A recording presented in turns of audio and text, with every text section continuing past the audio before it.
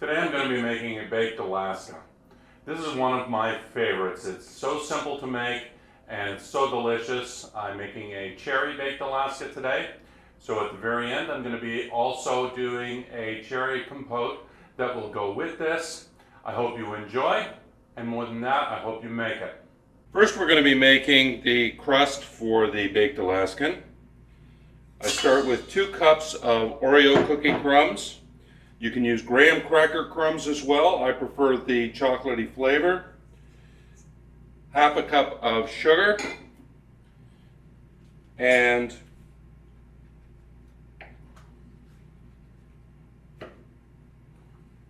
third of a cup of butter. Now very often people will melt the butter and mix it in. I don't like doing that. I find the results aren't very good. I like to take this and use my pastry blender to blend it in. Number 1, it gives me a much better crust. Number 2, it spreads the butter in, and when it does cook, then it sticks together much better. The difficulty with using the melted butter is that very often some of the crumbs will get very covered and some will not. So we're just going to mix that together. Takes a couple of minutes, not very long. Make sure that all of the big chunks of butter are cut up. As you can see now, this is just beautiful. You can feel the butter on there. And it's nice and sticky, so it will work well.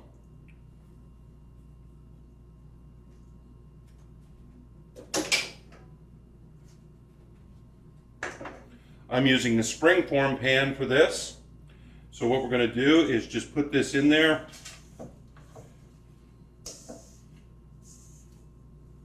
This gives me a nice thick crust. I like a thick crust on my baked Alaskan because what happens is when you bake it, you don't want too much of the ice cream around the edge to melt, and a thick crust will protect that a little bit. So we're just going to put that in there, pat it around the sides. Make sure the bottom is nice and even.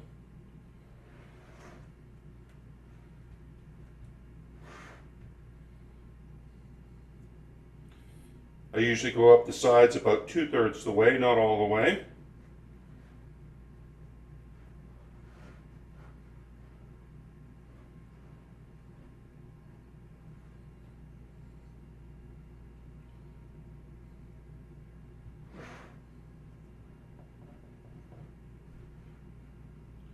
While I'm doing this, I keep the ice cream in the fridge, not the freezer, because I want it to be workable.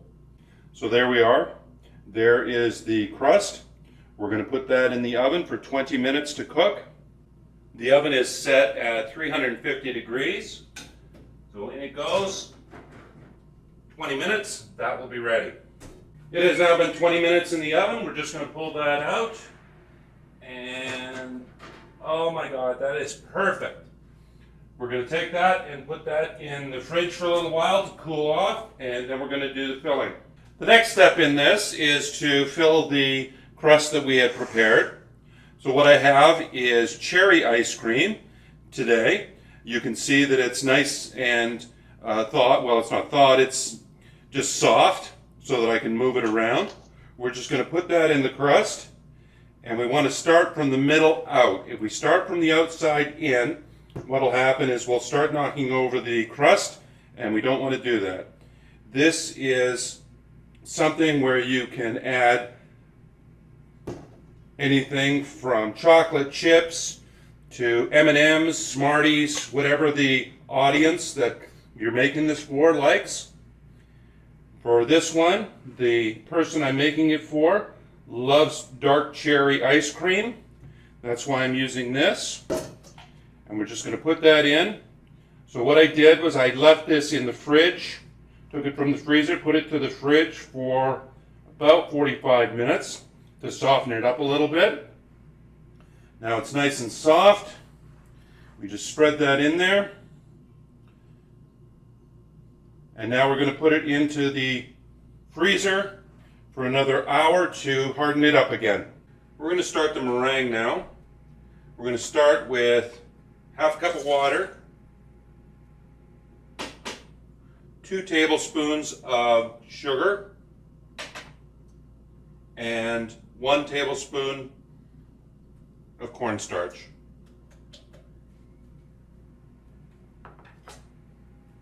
We're going to mix that up over low heat.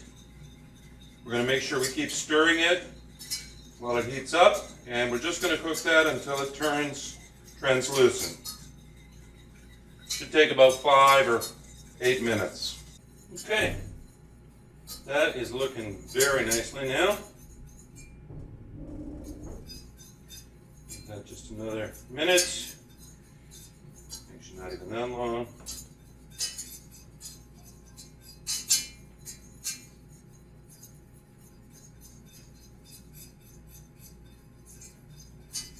And that's good. It's perfect. Okay, we're going to take that. We're going to let it just sit for a little while, cool off, because we don't want it to be hot when we put it into the egg whites. We don't want those cooked. The meringue portion, obviously we did the cornstarch mixture. Now we're doing the other part of the meringue. We have 3 egg whites,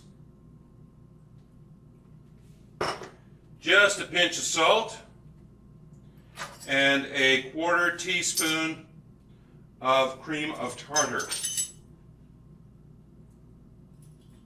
We're going to whip that up.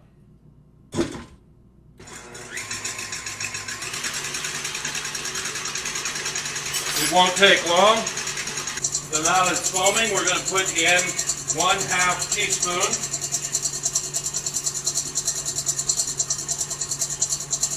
half a teaspoon of vanilla, and 6 tablespoons of sugar. I'm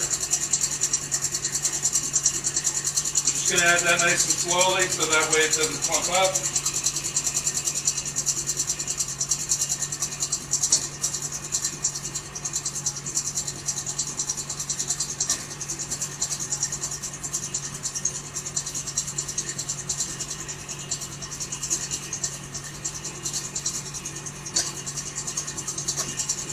And you can see that's firming up nicely.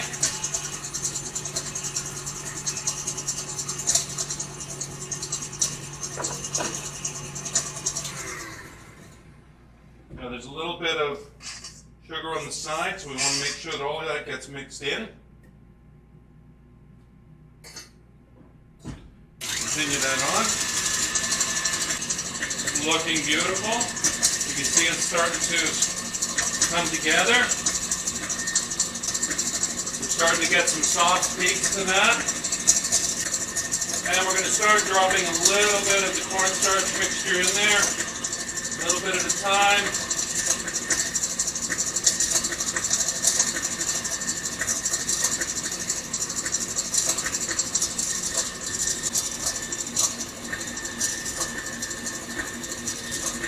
And that is looking beautiful.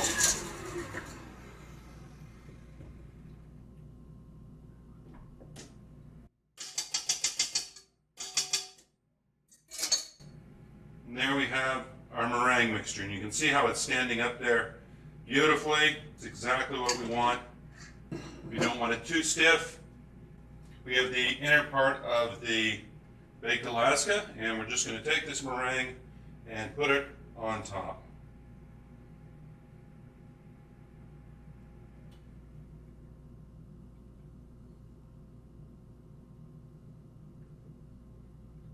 Okay, and I like to move from the outside, from the inside out, and that way it keeps the crust intact.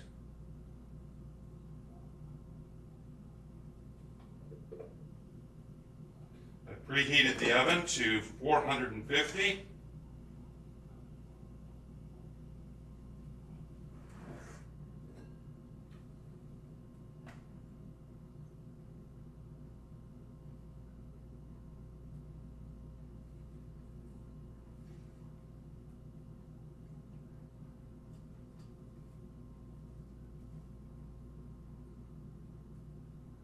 And if you like little peaks, just use this to get a few extra little peaks on there.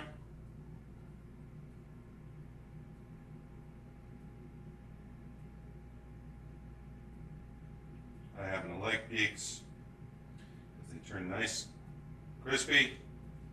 And in it goes. Because it's such a hot oven, we'll want to make sure that we keep a good eye on it, or else it'll burn the peaks. This will only take a couple of minutes. Oh yes, this is beautiful. This is perfect. We're going to take that, we're going to put it in the freezer, and it is ready to go. And that's the baked Alaska. It doesn't really get much easier than that for a dessert. This is always a favorite.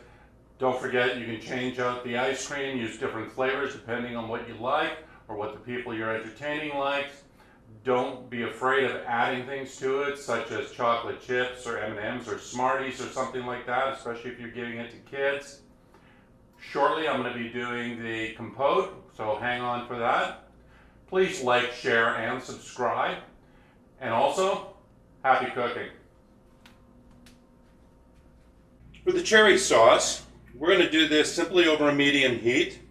We're going to start with about 1.5 pounds of cherries. We're going to let those just cook up a little bit, get nice and liquidy. We're going to add about 1/4 cup of water, just to let that add some volume to it. It'll also keep it from sticking. It really doesn't take that long for it to come to a boil. We'll just boil it for a minute or two. Then we're going to add the cornstarch and the sugar. So we're starting to get a little bit of a boil on this, which is nice. I'm going to add 1 tablespoon of sugar. I tend to like my cherry sauce a little on the bitter side with a nice little bite to it. I don't like it overly sweet. If you like it overly sweet, you can add 2 tablespoons of sugar. That is purely a matter of what you like or don't like. This will probably take about 2 to 3 minutes to boil down. I cut the cherries into quarters so that I do have a little more texture. You can cut them into eighths if you like, if you want it a little more smooth. My preference is the quarters. I don't want to boil it down too much. I don't want it to turn to mush. I like to have the pieces and the texture that that adds, as well as the look. Again, if you tend to like a mushy sauce, then you can boil it down a little bit longer. Those are getting nice and soft now. What I'm going to do is take another 1/4 cup of water, 2 teaspoons of cornstarch,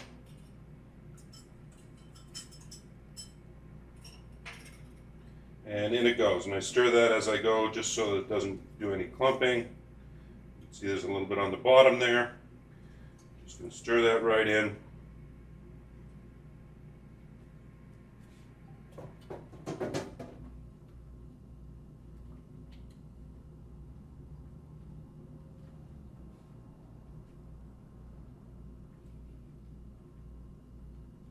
This will take about another minute, 2 minutes, and it is done. And there you are. Look at that. Look at the beautiful translucent sauce. Beautiful flavor.